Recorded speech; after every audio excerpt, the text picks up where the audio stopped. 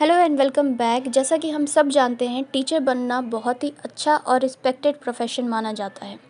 और अगर आपको भी बच्चों को पढ़ाना पसंद है, आप भी टीचर बनने में इंटरेस्ट रखते हैं या किसी गवर्नमेंट स्कूल के टीचर बनना चाहते हैं, तो आपको बीएड ज़रूर करना चाहिए, क्योंकि टीचिंग प्रोफेशन में अच्छी सैलरी के साथ साथ बहुत रिस्पेक्ट भी मिलता है। शायद इसीलिए आजकल बीएड कोर्स की डिमांड बढ़ती जा रही है। तो इस वीडियो में हम बीएड कोर्स के बारे में जानेंगे कि बीएड कोर्स क्या है, बीएड कोर्स करने के लिए एलिजिबिलिटी क्राइटेरिया क्या रहती है, ये कोर्स कितने साल का होता है, एडमिशन प्रोसेस क्या रहता है, बीएड कोर्स की फ़ीस कितनी होती है।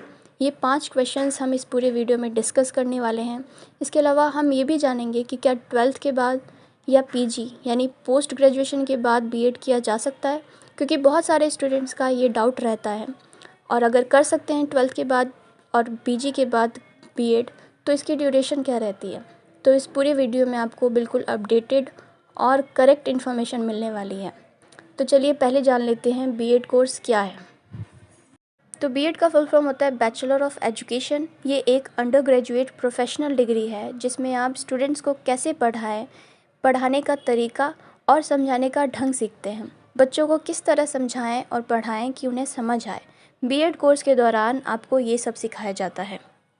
सेकंड क्वेश्चन है, बीएड कोर्स करने के लिए एलिजिबिलिटी क्राइटेरिया क्या रहती है।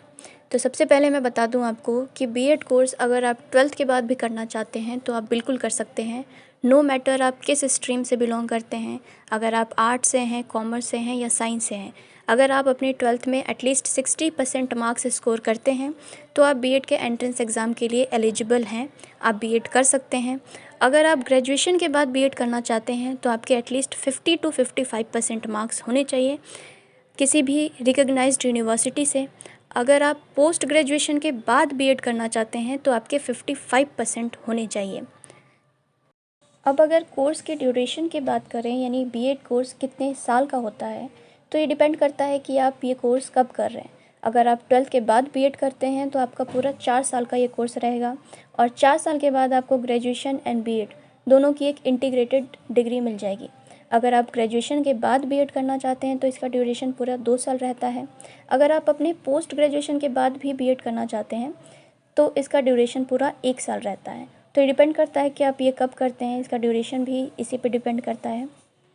अब जानते हैं बीएड में एडमिशन लेने के लिए क्या प्रोसेस रहता है, एडमिशन प्रोसेस क्या रहता है। तो बीएड में एडमिशन लेने के लिए 2 तरीके हैं। मेरिट बेस्ड पे भी एडमिशन होता है और एंट्रेंस बेस्ड पे भी एडमिशन होता है।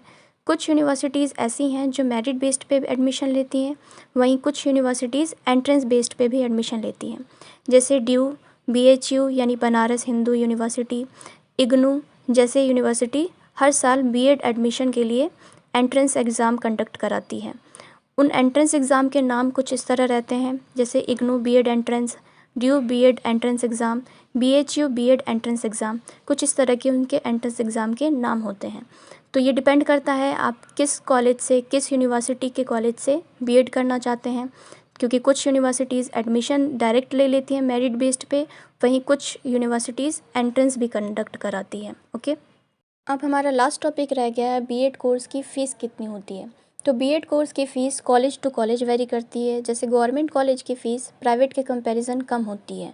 अगर आप ग्रेजुएशन के बाद बीएड करते हैं, यानी अगर कोर्स ड्यूरेशन 2 साल का होता है, तो एवरेज आपकी फ़ीस 30 से 40 हज़ार 2 साल की होती है। वहीं प्राइवेट कॉलेज में 1 से 2 लाख आपकी 2 साल की कोर्स की फ़ीस होगी। और अगर 12th के बाद बीएड करते हैं तो आपकी फ़ीस ज़्यादा होगी, क्योंकि उसमें आपकी कोर्स की ड्यूरेशन भी ज़्यादा होती है। वहीं अगर आप पोस्ट ग्रेजुएशन के बाद बीएड करते हैं तो आपकी ड्यूरेशन क्योंकि 1 साल की होती है, तो आपकी फ़ीस भी कम होगी। तो ये पूरा फ़ीस स्ट्रक्चर है। तो इस वीडियो में हमने जाना बीएड कोर्स क्या है, बीएड कोर्स करने के लिए एलिजिबिलिटी क्राइटेरिया क्या रहती है, कोर्स का ड्यूरेशन कितना रहता है, एडमिशन प्रोसेस क्या रहता है, और लास्ट में हमने जाना बीएड कोर्स की फ़ीस कितनी होती है। तो अगर आपको ये वीडियो अच्छी लगी तो इसको एक बार लाइक कर दें, और इसी तरह के वीडियोज़ देखने के लिए चैनल को सब्सक्राइब कर दें।